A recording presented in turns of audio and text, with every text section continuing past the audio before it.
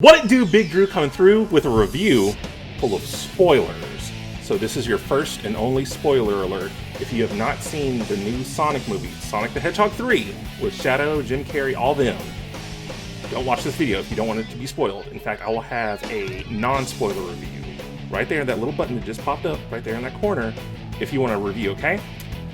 But, oh my gosh, this movie was incredible, and I want to geek out about it. I'm excited. Oh my god, it was incredible. But before we move ahead, hit that like button, that share button, and most importantly, that subscribe button. Don't just subscribe here, but the other button that just popped up right there, subscribe to my gaming channel, okay? So, like before, we're going to talk about the good, we're going to talk about the bad, and we're going to talk about the ugly, but also we're going to talk about the beautiful. First, the bad. There's actually very little bad with this movie. The one bad thing I have is, like, they're trying to shoehorn in human actors. Like, it was, Shamar Moore and his love interest. I can't remember her name. That's how unimportant they are. They're trying to put those actors in, but it's like, unless they have an animated character like Sonic or Knuckles, like, I don't want to see them. Like, they're irrelevant to the plot, okay? And they weren't even them. It was like, it was Tom and Maddie disguised as Shamar Moore and her old girl sister. And I guess it helped advance the plot. You got to have the actors involved, but they're not relevant to the plot. That was my biggest gripe. You know, I love black folk. I am one. And I want to see more of us, but like, make them involved in the plot. Like, I ain't trying to watch like the last Sonic movie, Sonic 2, 40 minutes in and turn into a Tyler Perry movie. I don't want to watch that. That's my biggest gripe. This is just a personal gripe of mine, and it has to do with the lore. So they say Shadow originally came to Earth because he was inside of a meteorite that crashed in Oklahoma. I don't want to hear that. I want to know how he's related to Black Doom, how he was created by Gerald Robotnik, not discovered by Gerald Robotnik, created.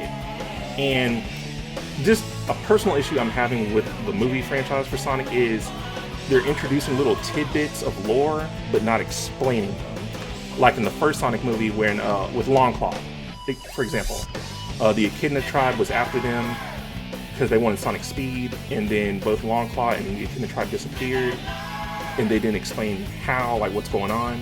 Then in the Sonic 2 movie, when Robotnik was trapped on that mushroom planet, these aliens came out of the big giant ring before Knuckles did, and they didn't explain who those aliens are. So like, I want explanations, and because it's a great story. Like, maybe they're saving it for the future, I don't know, but I would just like to know what's going on with that. Also, so Wade Whipple had an appearance. He's the Guardian. Well, he's not the Guardian. So I like that they said Knuckles is the Guardian of the Master Emerald, like, because, you know, that's more accurate.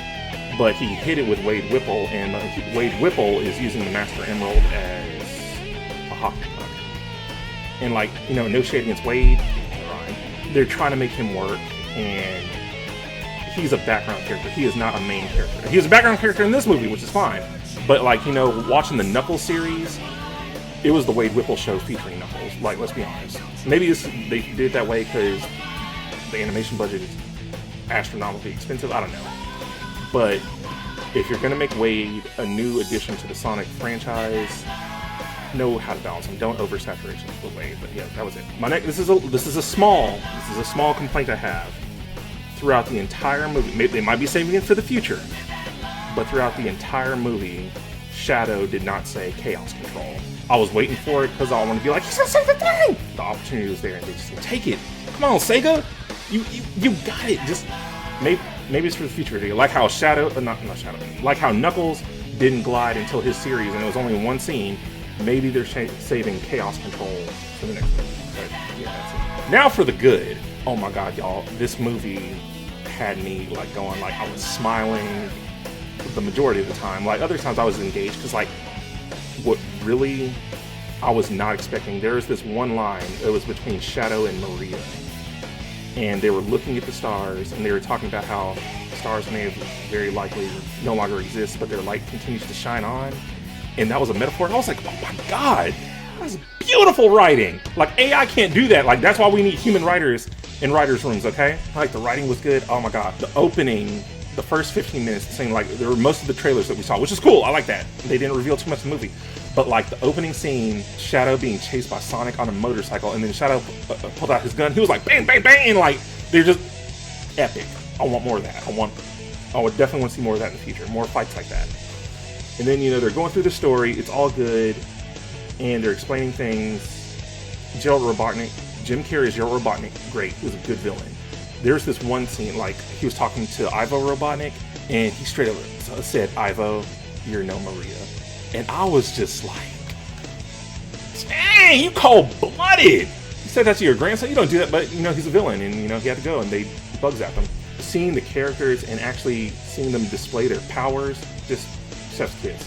There were 3 moments, all within a short span of time, that had me, like, screaming at the edge of my seat, looking crazy, because I was the only true Sonic fan in the theater when I saw it.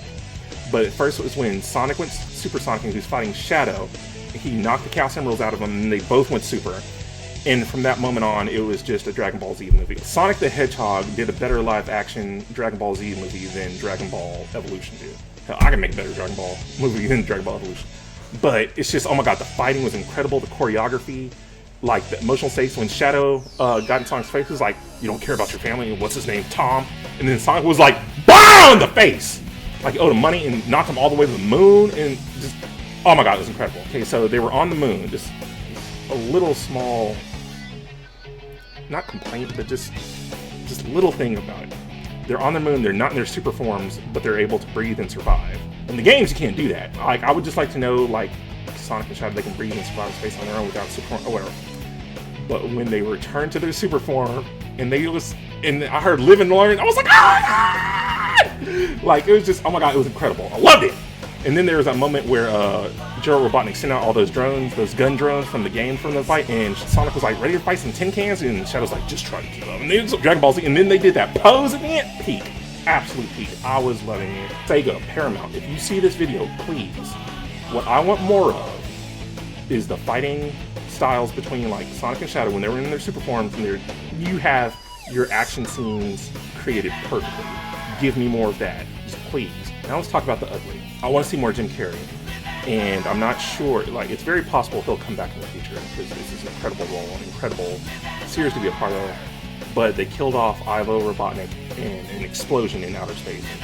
I don't know how they can bring it back. Maybe they'll say off screen, oh, Shadow did Chaos Control to go in and grab Robotnik and pull him out. Because Shadow survived. Like, in the last post-credit scene, they show Shadow, even though they made it look like he died. But I want Jim Carrey to come back. Maybe he can be a villain again. Maybe he can be a secondary character. But what I would love, and this is going into the beautiful, is for him to come back, or just Jim Carrey, at least, not necessarily Dr. Robotnik. But I would love for Jim Carrey to come back as Eggman Nego.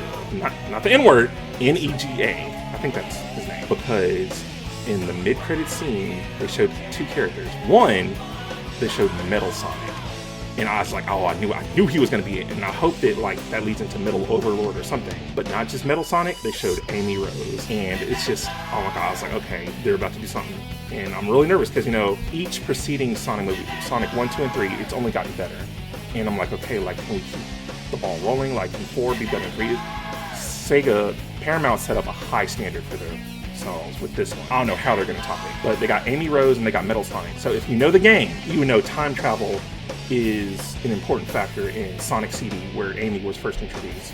There was something called Time Stones. They're like Chaos Emeralds, but you collect the Time Stones basically and you create a good future or a bad future depending on if you got them. And if they're going to do time travel, especially like with a modern looking Amy and stuff, they have to introduce Silver the Hedgehog. My personal Hedgehog, like, I would love to see Silver and Eggman Nega, basically not necessarily, well, maybe not Silver being the antagonist, but definitely Eggman Nega. They're coming from the future to destroy everything, and like it's a post-apocalyptic future, and Amy came back and all that stuff, and maybe she came back and was like, oh, like a whole Terminator John Connor thing, like Amy came back because I'm supposed to fall in love with you, Sonic, and whatever, and Sonic's against it, whatever. But like, if they basically do a Terminator thing, or Sonic time travels to the future and says Shadow, whatever, Chaos Control, Chrono Control, it would be incredible. This movie was absolutely worth going to see in theaters. Now, my non-spoiler review is just an average moviegoer. I gave it an 8.5, but as a Sonic fan, oh, perfect 10. Like, just there could have little tweaks they could have made. They could have made it 11, but 10 out of 10. Go see this movie. It is fun. You'll enjoy it. Just, I'm still geeking out over it. Just, oh my god, so perfect. But yeah, that's my spoiler review for Sonic the Hedgehog 3. I hope you like it. Please like, share, and subscribe. Follow me on all my social medias. All those links in the description. Click them all. Follow me everywhere if you got them. All right. This is fun. Oh god. Once again, make sure you're subscribed to my gaming channel. It's right up there. I love this movie, and I'm absolutely getting it on Blu-ray when it comes out. But yes, thank you for watching, and I'll see you next time.